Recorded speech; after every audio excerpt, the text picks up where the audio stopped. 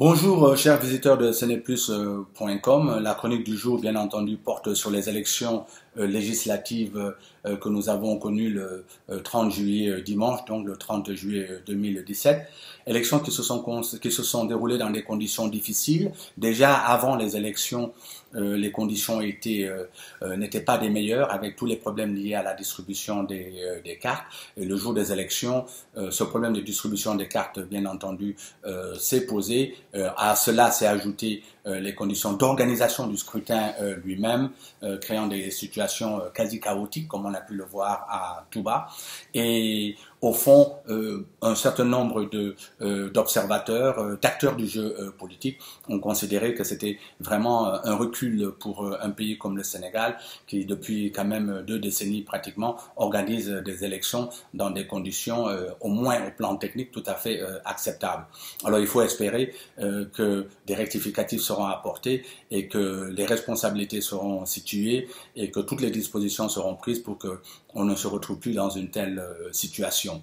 Alors, par rapport aux résultats eux-mêmes, comme je l'avais dit dans ma dernière chronique, le chiffre le plus important va être le score de la majorité présidentielle à l'échelle nationale. Quel est-il? Pour l'instant, on n'a pas de chiffre exact. Mais je vous rappelle qu'en 2012, la coalition Benno Bokk Yakaar avait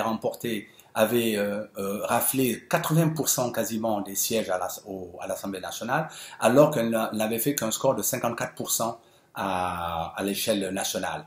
Donc il va falloir voir quel est le chiffre que l'on a aujourd'hui pour ces législatives-là, si on est au-dessus de 50% ou si on est en dessous de 50%. Alors à ce titre-là, je voudrais partager avec vous rapidement une petite réflexion de Madiambal Diagne, le chroniqueur du journal Le Quotidien, qui à mon avis a fait peut-être ce que je considère comme la meilleure analyse après le scrutin. Elle est d'autant plus intéressante que Madiambal Diagne n'est pas connu pour être un cacique de l'opposition, bien au contraire, il est plutôt proche de la coalition au pouvoir et il a une amitié qu'il revendique du reste avec le président Macky Sall. Donc c'est tout sauf un cacique de l'opposition.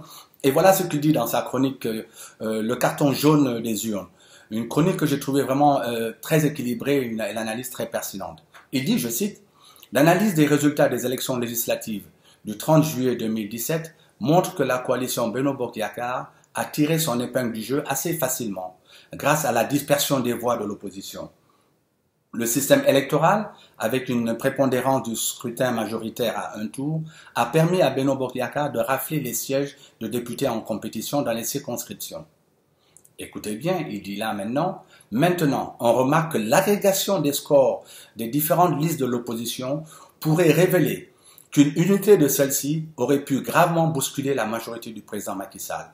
C'est là un avertissement extrêmement important. Parce qu'il est vrai que dans un nombre important de départements, Benno Bokk Yakaar n'a pas eu 50%. Ils n'ont pas eu la majorité des voix. Et si on allait à un deuxième tour aux législatives, ils auraient pu perdre un nombre important de départements. Donc il faut vraiment mesurer la réalité de la victoire politique que représentent ces législatives. D'un point de vue quantitatif, ce n'est pas discutable. Je pense que Benno Bokk Yakaar va avoir autour à peu près de 70% des sièges à l'Assemblée nationale. Mais comment ça se traduit politiquement, c'est là où il faut faire un peu plus dans la finesse. Et même avec les conséquences que cela peut avoir, bien entendu, au niveau de la présidentielle de 2019. Et je reprends encore, toujours dans ce fameux éditorial de Madiambal Diagne, le carton jaune des urnes. Écoutez ce qu'il dit à ce sujet-là. La présidentielle, je cite, la présidentielle de 2019 pourrait être délicate pour le président Macky Sall si des mesures hardies de réaffirmation de la crédibilité de sa gouvernance ne sont pas entreprises. Il convient de donner des signaux clairs dans le choix des personnes qui incarnent la gouvernance publique, mais aussi dans les méthodes, les pratiques et les images renvoyées aux populations.